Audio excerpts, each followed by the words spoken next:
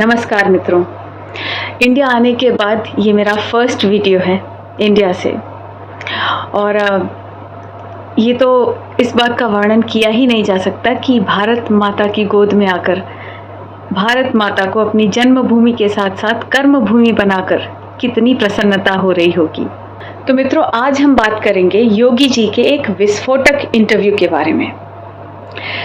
कुंभ का मेला, इस बारे में हिंदी फिल्मों में बहुत बातें होती रही हैं और हमेशा इतने नकारात्मक तरीके से इसे दिखाया गया है कि कुंभ के मेले में भाई भाई बिछड़ जाते हैं और वे मिलते हैं कहीं 786 या कहीं किसी मस्जिद के सामने। तो अब आप सोच कर देखिए कि वही कुंभ जिसका केवल इतना जिक्र हुआ करता था कि वहां लोग बिछड़ जाया करते हैं, नेगेटिविटी, वहां से लेकर आज इस महाकुंभ को एक विश्व स्तरीय महापर्व के रूप में सेलिब्रेट किया जा रहा है। यहां तक पहुंचाने का ये जो श्रेय है ना, इसका पूरा का पूरा श्रेय योगी जी को जाता है और जागृत हिंदू समाज को जाता है। तो मित्रों, महाकुंभ है क्या, इस पर पहले योगी जी के विचार सुनते हैं।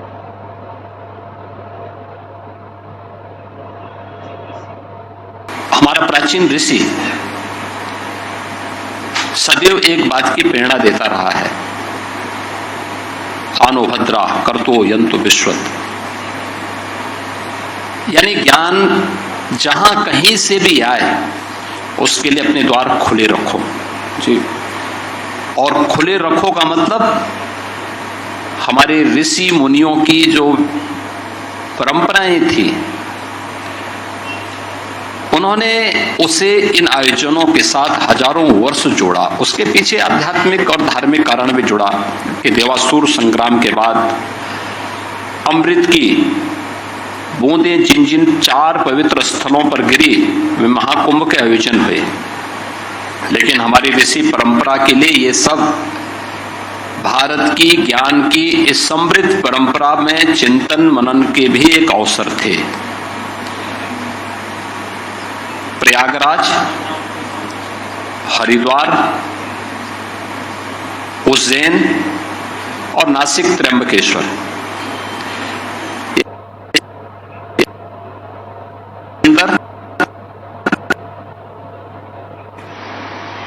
दो उत्तर भारत में, एक मध्य भारत में, एक दक्षिण भारत में। ये भारत को उन स्थलों पर पूरे भारत के ऋषि मुनि एकत्र होकर के भारत की एक उस समय की परिस्थितियों पर चिंतन करके फिर एक नई दिशा देने का कार्य उसके माध्यम से करते थे। और इस प्रकार के अनेक उदाहरण भारत की परंपरा में देखने को मिलते हैं। अगर आप देखेंगे कि महाभारत के पहले 5500 वर्ष पहले भी एक इसी प्रकार के भारी समागम का उल्लेख हमें देखने को मिलता है, जो समय की आध्यात्मिक विरासत को, भारत की विरासत को, जो आज वैदिक ज्ञान की परंपरा के स्वरूप में हमें देखने को मिलता है, उसके बारे में चिंतन के लिए बैठा। क्योंकि सबको उस समय एक आशंका थी कि हमारी जो श्रवण परंपरा है, गुरु शिष्य की जो परंपरा है, हो सकता है किन्हीं कारणों से कभी बाधित हो गई। अब अवसर आ गया है कि हम इसे स्मृतियों के रूप में लिपिबद्ध करने का एक कार्य करें। और उसी को 5000 वर्ष पहले भगवान वेदव्यास ने चारों वेदों को संहिता रूप देकर के हमें प्रदान किया। लखनऊ के नजदीक नैमिषारण्य में ऐसे ही एक महाचिंतन शिविर का आयोजन आज से 3500 वर्ष पहले देखने को मिलता है। भारत का ऋषि सदैव ज्ञान की उस धारा का प्रतिनिधित्व करता रहा है जिसने समय समय पर देश को एक नेतृत्व दिया, एक नई दिशा दी, आगे बढ़ने के लिए एक नई प्रेरणा प्रदान की। और कुंभ के आयोजन भी भारत की उसी आध्यात्मिक और धार्मिक परंपरा में भारत की ज्ञान की परंपरा को आगे बढ़ाने का, भारत की सामाजिक परंपरा को आगे बढ़ाने का और आधुनिक भारत में प्रधानमंत्री मोदी जी के नेतृत्व में विरासत और विकास के एक अद्भुत संगम के रूप में कुंभ और महाकुंभ के आयोजन आगे बढ़ रहे हैं। ऐसे ही प्रयागराज में हमारा सौभाग्य है कि आज से 6 वर्ष पहले जी प्रयागराज कुंभ के साथ हमें जुड़ने का अवसर प्राप्त हुआ था और इस वर्ष महाकुंभ का आयोजन जो 12 वर्ष में आता है, लेकिन इस बार 144 वर्ष के बाद इस प्रकार के मुहूर्त बन रहे हैं जी, जो इस महाकुंभ के साथ पूरे देश को और दुनिया को अपनी ओर आकर्षित करने के लिए लालायित दिखाई दे रहा है। बहुत ही सुंदर बात कही है इन्होंने कि हमें जहाँ से भी सीखने को मिले हमें सीखना चाहिए। और जो दूसरी बात इन्होंने कही है कि ये जो महापर्व इस टाइप के हैं या इस तरह के सम्मेलन जो हैं, ये इसमें हमारे संत जो हैं भिन्न भिन्न मतों के लोग आते हैं, एकत्रित होते हैं और चिंतन मनन करते हैं, जो कि हमारे समाज के लिए आवश्यक है। और साथ ही साथ जो बाकी हिंदू समाज है वे भी तो जाते हैं।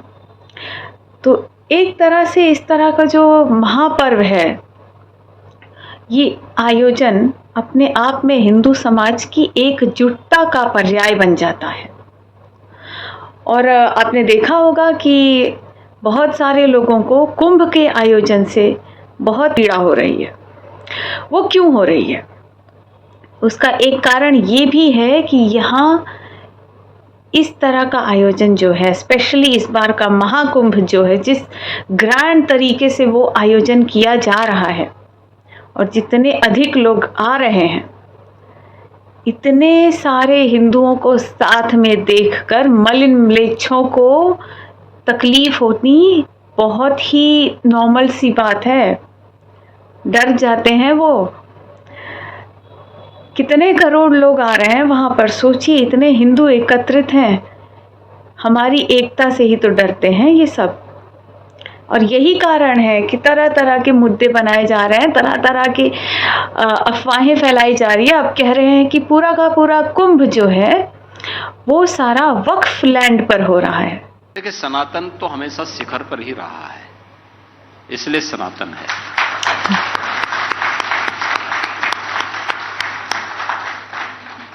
दूसरा है, हिंदू एकता और राष्ट्रीय एकता एक दूसरे के पूरक है।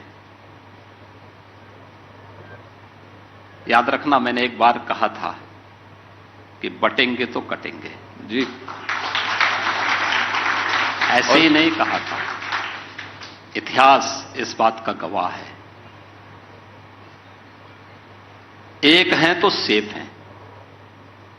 प्रधानमंत्री जी ने भी बार बार इस बारे में कहा, अगर एक हैं तो सेफ है। और याद करिए,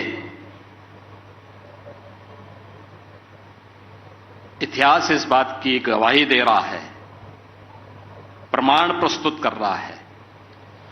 और 2017 के पहले यही उत्तर प्रदेश था जहां पे प्लान होता था, कैराना से, कांधला से, संभल से। और आज फिर से प्लान अब अपराधी और माफिया कर रहे हैं, वे देशद्रोही तत्व कर रहे हैं। आज यहां का नागरिक पलायन नहीं करता है, क्योंकि आज उसको जो जाति के नाम पर, देखिए, इस एकता से सर्वाधिक परेशानी किसको? परेशानी उसको है जिसने जाति की दुकान खोल करके सामाजिक एकता को छिन्न भिन्न करने का ठेका ले रखा है। जो लोग विदेशी पैसे के बल पर जी इस समाज को बांटने का काम कर रहे हैं, ये जातिवादी शक्तियां वही हैं, वही काम कर रही हैं जो किसी कालखंड में किसी देशद्रोही ने किया है। और मुझे लगता है जो भी एक शक्तिशाली और समृद्ध भारत का पक्षधर है, एक सुरक्षित भारत का पक्षधर है, उसे जातिवाद की इस दुकान को हमेशा के लिए बंद करने के लिए पुरजोर तरीके से आगे आकर के काम करना होगा। मेरा यह मानना है इन दोनों शब्दों को अलग अलग करके नहीं देखा जा सकता। हिंदू एकता, राष्ट्रीय एकता, ये दोनों एक दूसरे के पूरक हैं, एक दूसरे के अलग अलग नहीं। और महाकुंभ का आयोजन तो इसका एक अद्भुत उदाहरण होगा। देखिए, प्रधानमंत्री मोदी जी ने 13 दिसंबर को जब महाकुंभ आयोजन के कार्यों का शुभारंभ किया जी, तो उस अवसर पर प्रधानमंत्री मोदी जी ने बहुत सारी चीजें कही। उन्होंने यह भी कहा कि यह महाआयोजन, ये महासमागम जाति और पंथ के भेदभाव को समाप्त कर देता है, लिंग के भेदभाव को समाप्त करता है। एक हैं तो सेफ हैं, बटेंगे तो कटेंगे। बिल्कुल एप्ट। ये ऐसा एक नारा है जिसको समझाने की जरूरत ही नहीं है। यदि आप औसत बुद्धिमत्ता के भी हैं तो भी आप समझ जाएंगे इसका अर्थ क्या होता है। अच्छा, सनातन तो शिखर पर ही है, ये तो मतलब योगी जी डायरेक्ट बोलकर 2 शब्दों में ही सारी बात खत्म कर देते हैं। और जहां तक बात है राष्ट्रीय एकता की, हिंदू एकता की, तो बिल्कुल सही कहा इन्होंने। हिंदुत्व और राष्ट्रीयता एक दूसरे के पर्यायवाची शब्द हैं। जो हिंदू नहीं मानता अपने आप को, वो अपने राष्ट्र से प्रेम भी नहीं करता है। और अगर आप अपने आप को भारतीय समझते हैं तो हिंदू कहने में आपको तकलीफ क्या है? जैसा कि वीर सावरकर जी ने कहा है, जो कोई भी स्वयं को भारत का नागरिक मानता है, भारत भूमि से प्रेम करता है, भारत भूमि को अपनी पुण्य भूमि मानता है, वो सभी हिंदू हैं। सिंपल सी बात है। अच्छा, बाबा जी ने थोड़ा राहुल गांधी और बबुआ को भी आड़े हाथों लिया है। केवल और केवल विदेशी जूठन खाने वाले लोग हमें बदनाम करने का काम करते हैं। और याद रखना, जब तक हम लोग इन लोगों के बहकावे में आते रहेंगे तब तक राष्ट्रीय एकता को ऐसी चोट पहुंचती रहेगी जो अतीत में पहुंची है। और योगी जी ने बहुत ही अच्छे से एक्सप्लेन किया है एक्सीडेंटल हिंदू। और मैं केवल राहुल गांधी या अखिलेश यादव इन लोगों की बात नहीं कर रही हूँ, पॉलिटिशियंस को छोड़ दीजिए, बहुत सारे हमारे आसपास भी आजकल ऐसे एक्सीडेंटल हिंदू घूम रहे हैं। उन सबको भी बहुत ही बढ़िया तरीके से उन्होंने ट्रोल कर दिया है। देव और दानव, सुर और असुर हमेशा से इस धरती पर रहे हैं और सबको रहना चाहिए। जोड़ने वाले लोग ये मानव परंपरा में है, तोड़ने वाले लोग दानव परंपरा को मानने वाले लोग हैं, उनके अनुयायी हैं। तो दानवों ने हमेशा तोड़ा है, वे आज वही बात करते हैं। जो लोग भारत को डिस्कवरी ऑफ इंडिया से भारत को देखना चाहते हैं जी, जिनका नजरिया वह है जी, वे भारत को नहीं समझ पाएंगे, वे नहीं समझ पाएंगे। जो अपने को एक्सीडेंटल कहते हैं वे भारत को नहीं समझ पाएंगे। भारत को वही समझ पाएगा जो भारत की इस आध्यात्मिक परंपरा को, जो राम की परंपरा है, कृष्ण की परंपरा है, भगवान शिव की परंपरा है, शक्ति की परंपरा है, इस परंपरा के प्रति श्रद्धान्वित हो जी, वही भारत को जान पाएगा। एक और मुझे लगता है कि उसकी चिंता नहीं करनी है। देश की जनता जागरूक हो चुकी है, एक्सपोज हो चुके हैं लोग, इनको इससे ज्यादा नंगा करने की आवश्यकता नहीं है। क्योंकि हमें तो कभी कभी डर लगता है कि कहीं इससे ज्यादा इनको और एक्सपोज करें तो कहां ये मोती खाने लायक बचे। और अब आगे जो इन्होंने कहा है वक्फ के बारे में, उससे तो आप सीधा पैरेलल ड्रॉ कर सकते हैं जब इन्होंने कहा था माफिया को मिट्टी में मिला देंगे। तो कुछ वैसा ही संकेत इनकी बातों से हमें वक्फ के बारे में भी मिल रहा है। सुनते हैं।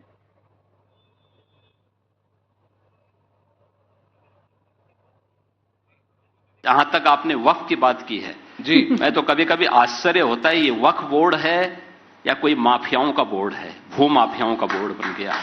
अरे याद रखना, एक एक इंच लैंड लेंगे, एक एक। और हमने उत्तर प्रदेश वक्फ अधिनियम में संशोधन किया है। पूरी 1369 फसली से लेकर के अब तक की एक एक राजस्व के अभिलेख की जांच करवा रहे हैं, और जिसको भी वक्फ के नाम पे कब्जा किया होगा उस एक एक इंच लैंड को लेकर के वापस करेंगे और गरीबों के मकान बनाएंगे, सार्वजनिक संस्थाएं, अस्पताल बनाएंगे, अच्छे शिक्षण संस्थान बनाएंगे। और कुंभ में दावेदारी करने वाले लोग जी अपनी गनीमत देखो, अपनी खाल बचा लें तो गनीमत होगी उनके लिए। कहते हैं, सवाल मेरा है, वो कहते हैं कि ये हमारी धार्मिक अधिकार, हमारा धार्मिक अधिकार, हमारी धार्मिक अधिकार हमसे कैसे खींची जा सकती? जब इनका बीज नहीं फूटा था हमारे कुंभ की परंपरा उससे पहले से।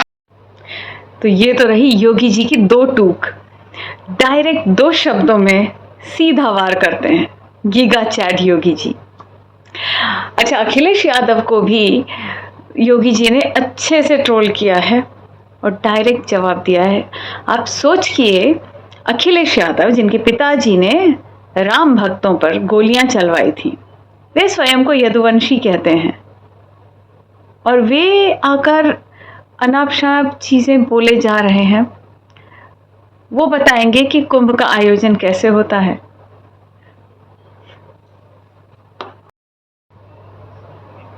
जहां तक आपने समाजवादी पार्टी के बबुआ की बात की है, मैं बताना चाहूंगा, ये लोहिया जी के नाम पे राजनीति करते हैं। कभी डॉक्टर लोहिया को पढ़े तो उन्होंने कहा था कि अगर भारत को समझना हो तो दो बातों को याद रखना। एक, सच्चा समाजवादी वह है जो संपत्ति और संतति से दूर रहे। इनका उदाहरण आप देख सकते हैं।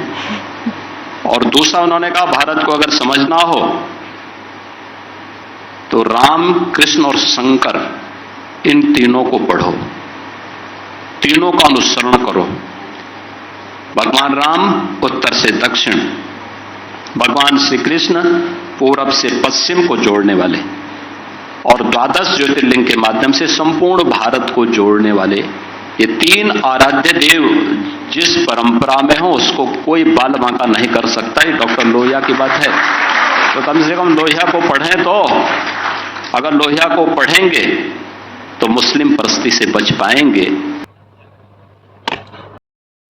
एक प्रश्न पूछा था अर्नब जी ने, ये जो आजकल ट्रेंड चल पड़ा है कि हमें हर मंदिर के नीचे, हर मस्जिद के नीचे मंदिर नहीं ढूंढना चाहिए वगैरह वगैरह, और कितने हजार मंदिर हैं तो हम कितने मंदिर ऐसे लेंगे, कब तक हम खुदाई करते रहेंगे। इन पर योगी जी का क्या जवाब था, सुनते हैं। पुराना जख्म